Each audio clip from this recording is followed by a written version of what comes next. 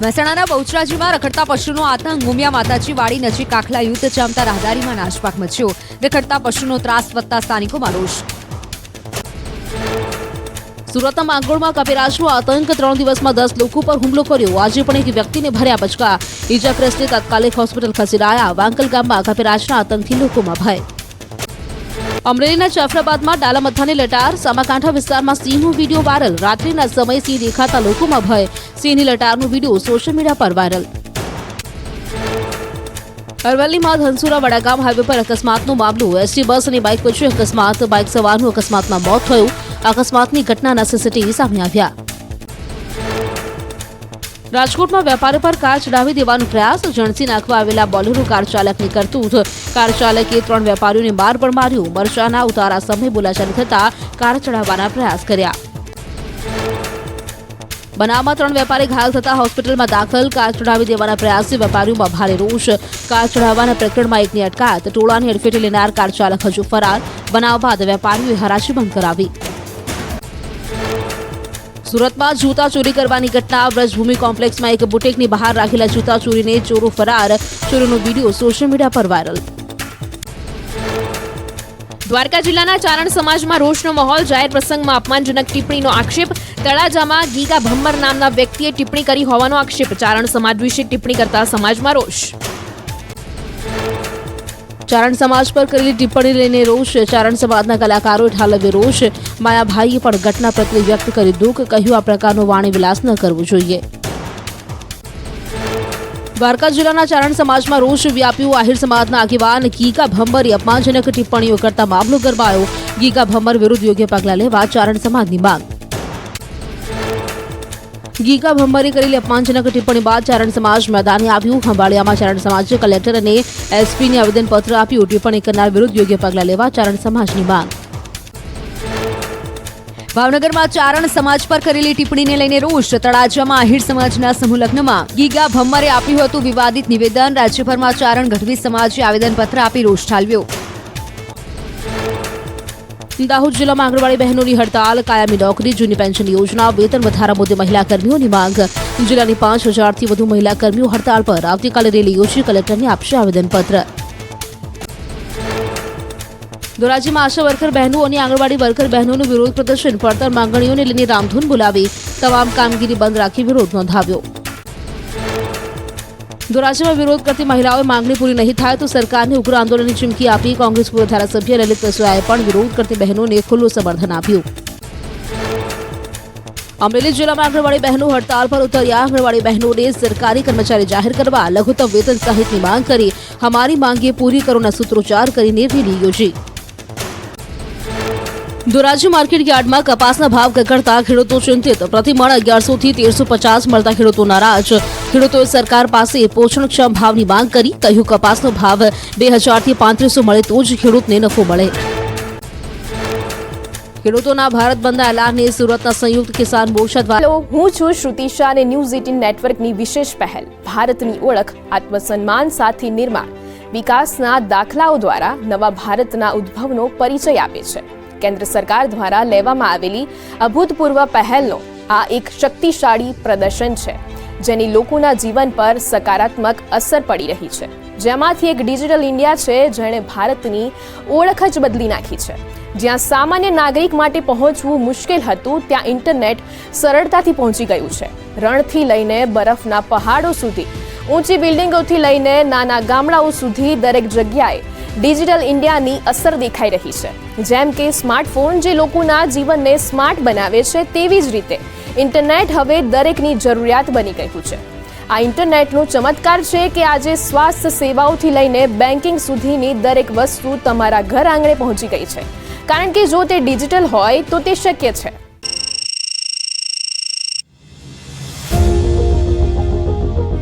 ઇન્ટરનેટે તો સંપૂર્ણ રેવોલ્યુશન જ કરી દીધું છે. હવે તો એવું થઈ ગયું છે કે ઇન્ટરનેટ વગર તો લોકોનું કામ ચાલી જ નથી શકતું. હવે તો ગામડામાં પણ ગામડાના છોકરાઓ સારું એજ્યુકેશન લઈ શકે છે, ઓનલાઈન શોપિંગ કરી શકે છે, પેમેન્ટ કરી શકે છે. ઇન્ટરનેટ ફક્ત શહેરમાં જ નહીં પણ ગામડામાં પણ સૌને એકબીજા સાથે જોડી રાખે છે. પહેલા શરૂઆતમાં તો 2G અને 3G બહુ સ્લો હતા. અમે જે વસ્તુઓ સર્ચ કરતા હતા તો બહુ ટાઈમ લાગતો હતો. હવે 4G અને 5G ઇન્ટરનેટ આવી જવાથી બધા ઘરે બેઠા જ બધી વસ્તુઓ સર્ચ કરી શકે છે.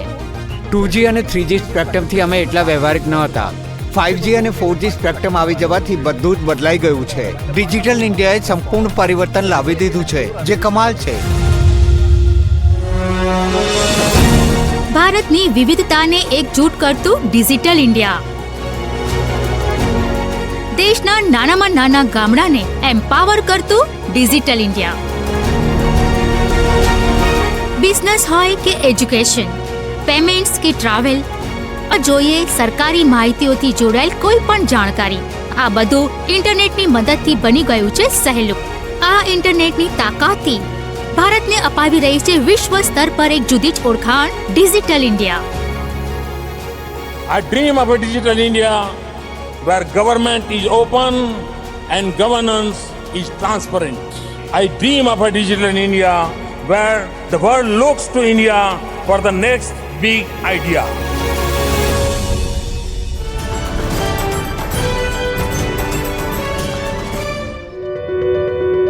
લગભગ એક દશક પહેલા જોવાયેલું ડિજિટલ ઇન્ડિયાનું સપનું આજે વાસ્તવિકતા બની ગયું છે.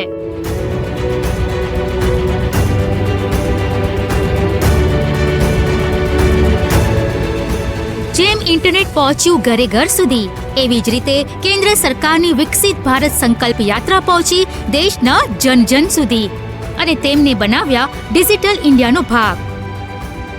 આજે ઇન્ટરનેટ આપણી રોજિંદી જિંદગીનો મહત્વનો ભાગ છે. હવે ઓનલાઈન ક્લાસીસ ચાલી રહ્યા છે છોકરાઓના. ઓનલાઈન ભણવાનું ચાલી રહ્યું છે. હવે મોબાઈલમાં ઇન્ટરનેટ છે તો ઘણી સુવિધા છે. સમય એવો આવી ગયો છે કે હવે તમે ઘરે બેઠા જ બધું જ ખરીદી શકો છો. મારા છોકરાઓ કોઈ પણ વસ્તુ પસંદ કરે તો ઇન્ટરનેટથી મંગાવી લઈએ છીએ અને તે 2 દિવસની અંદર અમારે ઘરે આવી જાય છે. પાછલા થોડા જ વર્ષોમાં ભારતમાં ઇન્ટરનેટ કનેક્શનમાં 200%થી પણ વધારાની વૃદ્ધિ થઈ છે અને તે સંભવ બન્યું છે ઇન્ટરનેટના વિસ્તારને લીધે. સંપૂર્ણ વિશ્વમાં સૌથી સસ્તા ઇન્ટરનેટ ડેટાને લીધે અત્યાર સુધી ભારતમાં લગભગ 85 કરોડ ઇન્ટરનેટ યુઝર્સ થઈ ગયા છે અને તેની સાથે ભારત વિશ્વમાં એક ડિજિટલી એડવાન્સ દેશના રૂપમાં ઉભરી આવ્યું છે. आज भारत दुनिया के उन देशों में है जहां सबसे ज्यादा इंटरनेट डेटा इस्तेमाल होता है. આ ઇન્ટરનેટનો જ કમાલ છે કે આજે ટેકનોલોજી આપણી લાઇફલાઇન બની ગઈ છે. ઉંમર કોઈ પણ હોય, સ્થાન કોઈ પણ હોય, ટેકનોલોજીએ સૌનું જીવન સહેલું બનાવી દીધું છે. When technology is there, how do we ensure that citizens living in any part of India, in the rural areas, in the remote areas, get access to public services? ઇન્ટરનેટના વધતા વપરાશને લીધે આજે દરેક વ્યક્તિ પોતાના સપનાઓને હકીકતમાં બદલી રહ્યું છે. વર્ષો પહેલા રુચિ સાહનીએ શોખ પૂરતું કોર્પોરેટ ગિફ્ટિંગનું કામ શરૂ કર્યું હતું, પણ આજે ઇન્ટરનેટના માધ્યમથી એમનું તે કામ વધુ ને વધુ લોકો સુધી પહોંચી રહ્યું છે અને તેઓ પોતાના વ્યાપારને સમૃદ્ધિની નવી દિશા તરફ લઈ જઈ રહી છે. ઇન્ટરનેટ તો સૌથી વધારે ઇમ્પોર્ટન્ટ રોલ પ્લે કર્યો છે. પહેલા તો થતું હતું કે તમારે ક્લાયન્ટ પાસે પોતાના પ્રોડક્ટ્સ લઈને જવું પડતું હતું. હવે એવું નથી. અમે માસેસમાં જઈ રહ્યા છીએ જસ્ટ બીકોઝ ઓફ ઇન્ટરનેટ. હવે અમે લોકો રિસન્ટલી લોન્ચ કર્યો છે પોતાનો વેબ પોર્ટલ, જેના થ્રુ અમને ઓર્ડર્સ ઓનલાઈન આવવાના શરૂ થઈ ગયા છે. જો ઇન્ટરનેટ ના હોત તો મને લાગે છે કે હું કશું જ ના કરી શકત અને ઘરે જ બેઠી હોત અને વિચારી રહી હોત કે મારે કંઈક કરવું જોઈએ. આજે મોટા શહેર જ નહીં, દૂર દૂરના ગામડાઓમાં રહેતા દેશવાસીઓને પણ ડિજિટલી સક્ષમ બનાવવા માટે સરકારના ખૂબ જ પ્રયત્નોમાં મોટું યોગદાન છે ભારત નેટ સ્કીમનું, જે દેશના દરેક ખૂણા સુધી ઇન્ટરનેટ સેવાઓને પહોંચાડવાનું કામ કરી રહી છે. પાછલા વર્ષોમાં ભારત નેટ દ્વારા દેશની લાખો ગ્રામ પંચાયતોમાં પથરાયેલી ઓપ્ટિકલ ફાઇબર નેટવર્કથી સંપૂર્ણ દેશના લોકોને ઇન્ટરનેટનો લાભ મળી રહ્યો છે. જેમાંથી એક છે ઇમરાન ખાન. ભારતમાં નેટ આવવાથી રમકડાની દુકાન ચલાવી રહેલ ઇમરાનને પોતાના વ્યાપારમાં ઘણો ફાયદો થયો છે. ભારતનેટ જ્યારથી અમારા વિસ્તારમાં આવ્યું છે ત્યારથી 4G ઘણી સારી રીતે ચાલી રહ્યું છે. તેને લીધે અમારી નેટ સર્ફિંગ અને બીજી જે પણ વસ્તુઓ ઓનલાઈન હોય તે અમે નિરાતે જોઈ શકીએ છીએ, જેથી સેલ પરચેઝ ઇઝીલી કરી શકીએ છીએ. સ્પીડ સારી છે. ઓનલાઈન ટ્રાન્ઝેક્શનથી આવનારા સમયમાં મને લાગે છે કે અમને ઘણો બેનિફિટ થવાનો છે. ભારત નેટના પ્રાઇમરી ઓબ્જેક્ટિવ ઈ હેલ્થ, ઈ એજ્યુકેશન અને ઈ ગવર્નન્સની સાથે તમામ સુવિધાઓને દેશના દરેક નાગરિક સુધી પહોંચાડવાનું કામ કરે છે અનેક કોમન સર્વિસ સેન્ટર્સ. આ સેન્ટર્સ એક પ્રકારના નાના સાયબર કેફે છે જ્યાં નાગરિકોને ઇન્ટરનેટ યુઝેજથી જોડાયેલ ઘણી સર્વિસીસ વિનામૂલ્યે અપાય છે.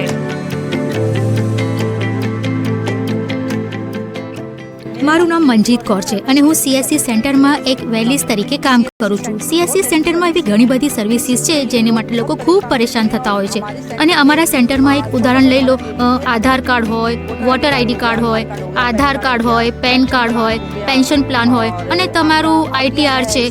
કોઈને પોતાનું વાહન લેવું હોય તો તે પણ અમારા સર્વિસ સેન્ટર પર ઉપલબ્ધ હોય છે. દવાઓ જોઈએ છે કોઈને તો તે પણ અમારા સર્વિસ સેન્ટર પર ઉપલબ્ધ હોય છે. સેટરડે અમારી ટીમ ઘરે ઘરે જાય છે અને તેમને જણાવે છે કે CSC સેન્ટરમાં થાય છે શું. જેમને પણ એવું લાગે છે કે અમને આ સુવિધા જોઈએ છે તો તેઓ સર્વિસ સેન્ટરમાં વિઝિટ કરે છે. ઓનલાઈન સેવાઓ પ્રદાન કરવા સિવાય કોમન સર્વિસ સેન્ટર્સ દેશની લાખો મહિલાઓ અને છાત્રો માટે એક લર્નિંગ હબ પણ છે જ્યાં તેમને ડિજિટલી સશક્ત કરવામાં આવી રહ્યા છે, જેથી દેશ વિકસિત થઈ રહ્યો છે વિકાસ તરફ. મેં CSC એકેડેમીથી ડિજિટલ સાક્ષરતાનો કોર્સ કર્યો જેમાં અમને વર્ડ, એક્સેલ, પાવરપોઈન્ટ કરાવવામાં આવ્યું. હું નિશાળમાં ભણતી ત્યારથી જ કોમ્પ્યુટર શીખવાનો ખૂબ શોખ હતો, પણ અમુક કારણસર મારા પેરેન્ટ્સ મને કોમ્પ્યુટર શીખવી નહોતા શકતા કેમ કે એમનું એટલું બજેટ જ નહોતું કે તેઓ મને કોમ્પ્યુટર શીખવાડી શકે. મારો પરિવાર પણ ખુશ હતો કે આ ફ્રી કોર્સ છે અને કોઈ ચાર્જીસ નથી.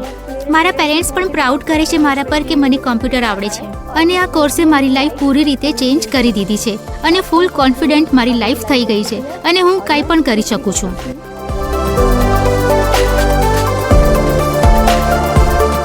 આજે ભારતમાં લગભગ 5 લાખથી વધુ કોમન સર્વિસ સેન્ટર્સ ભારતવાસીઓને ડિજિટલી એમ્પાવર આપી એમને આપી રહ્યા છે એક નવી દિશા.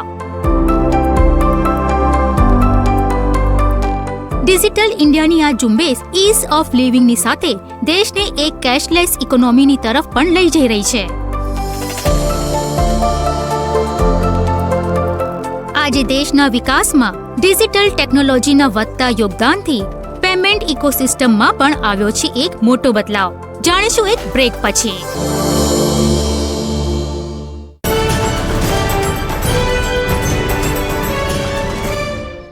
માંગ સાથે સંયુક્ત કિસાન મોરચા અને રાષ્ટ્રીય ટ્રેડ યુનિયનો દ્વારા ભારત બંધનું એલાન. ધરણા યોજી જિલ્લા કલેક્ટરને પાઠવ્યું આવેદનપત્ર. સુરતના દિલાડામાં ખેડૂત આગેવાનોની અટકાયત. ખેડૂતો ચક્કાજામ કરે તે પહેલા પોલીસે 20થી વધુ ખેડૂત આગેવાનોની અટકાયત કરી. ખેડૂત આગેવાનોએ વિરોધ કરીને કર્યા હાથ સૂત્રોચ્ચાર. ખેડૂતોએ પોલીસ સ્ટેશન બહાર રામધૂન બોલાવી. ભારત બંધના એલાનને સુરત ટ્રેડ યુનિયન કાઉન્સિલ અને સુરત સુધરાઈ કામદાર યુનિયને ટેકો જાહેર કર્યો. કલેક્ટર કચેરી ખાતે ધરણા યોજી કલેક્ટરને આવેદનપત્ર પાઠવ્યું. વિવિધ પડતર માંગણીઓને લઈને રજૂઆત કરી. અમરેલીમાં સરકારી પાઠ્યપુસ્તકનું વેચાણ. જ્ઞાનદીપ સ્ટેશનરીમાં સરકારી પુસ્તકનું વેચાણ થતું હોવાના આરોપ. વિનામૂલ્યે અપાતા પુસ્તકોનું વેચાણ થતા વિવાદ. સ્ટેશનરી માલિકે વિધાનસભા નાયબ દંડક સાથે વાત થઈ હોવાનો કર્યો દાવો. સરકારી પાઠ્યપુસ્તકના વેચાણ મામલે વિધાનસભાના નાયબ દંડકની પ્રતિક્રિયા. કૌશિક વેકરિયાએ કહ્યું, દુકાનદાર સાથે મારે કોઈ વાત થઈ નથી. રાજકીય રીતે બદનામ કરવા મારું નામ લેવાઈ રહ્યું છે. સરકારી પુસ્તકોના વેચવા મામલે કાર્યવાહી થવી જોઈએ. સાબરકાંઠામાં જૂની પેન્શન યોજના લઈને શિક્ષકો મેદાને. શિક્ષકોએ કાળા કપડામાં પહેરી નોંધાવ્યો વિરોધ. જૂની પેન્શન યોજનાની લડત લોકસભાની ચૂંટણી પહેલા ઉગ્ર બને તેવા એંધાણ. મોરબીમાં કોંગ્રેસનો આંતરિક વિવાદ ચરમસીમા પર. કિશોર ચીખલિયાને જિલ્લા પ્રમુખ બનાવતા વિરોધ. પૂર્વ પ્રમુખ જયંતિભાઈએ વિરોધ નોંધાવતા કહ્યું, કિશોરભાઈ અગાઉ પક્ષ સાથે વફાદાર રહ્યા નથી. કોંગ્રેસના બે પૂર્વ ધારાસભ્યો પર પણ આરોપ. જાવેદ પીરજાદા અને લલિત કગથરા પર આક્ષેપ. બંને નેતાઓ મોરબી કોંગ્રેસે વિખેરવા માંગે છે. નિર્ણય નહીં બદલાય તો કોંગ્રેસનું કામ ન કરવાનું આપ્યું નિવેદન.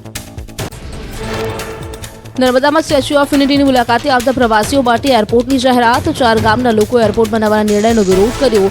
ગ્રામજનોએ સભા બોલાવીને એરપોર્ટ માટે પૂર્વજોની જમીન આપવા મનાઈ કરી.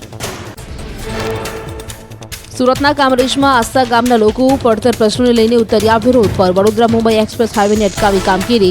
હાઈવેની કામગીરી ચાલતી હોવાથી વાહન ચાલકો તથા રહીશોની અવરજવરમાં મુશ્કેલી. ફૂડ એન્ડ ડ્રગ્સ વિભાગના દરોડા. ચાકોદરમાં બનાવટી દવાની ફેક્ટરી ઝડપાઈ. 1,75 લાખથી વધુની કિંમતની બનાવટી દવા ઝડપાઈ. એન્ટીબાયોટિક દવા સહિત મુદ્દામાલ જપ્ત. અમદાવાદમાં 4, ભુજમાં 1 પેઢી પર દરોડા. આ વર્ષે શિયાળો પૂર્ણ થયા પહેલા જ શાકભાજીના ભાવ આસમાને. ઉનાળાની શરૂઆત પહેલા જ શાકભાજીના ભાવમાં વધારો. અમદાવાદમાં હાલ લીંબુના ભાવ 150 રૂપિયા કિલો, લસણનો ભાવ 400 થી 500 રૂપિયા કિલો. સુરતના શાકભાજી બજારોમાં લસણના ભાવમાં ભડકો. 20 કિલો લસણનો ભાવ 3,000 થી 5,000 પહોંચતા ગૃહિણીઓનું બજેટ ખોરવાયું. લસણની ઓછી આવક અને ડિમાન્ડ વધતા લસણના ભાવ આસમાને પહોંચ્યા. અમદાવાદના જોધપુરની લોટસ સ્કૂલમાં વાલીઓનો હોબાળો. મોડી ફી ભરનાર પાસેથી પેનલ્ટી લેવાતી હોવાના આરોપ. આરટીઈના છાત્રોને પરેશાન કરાતા હોવાના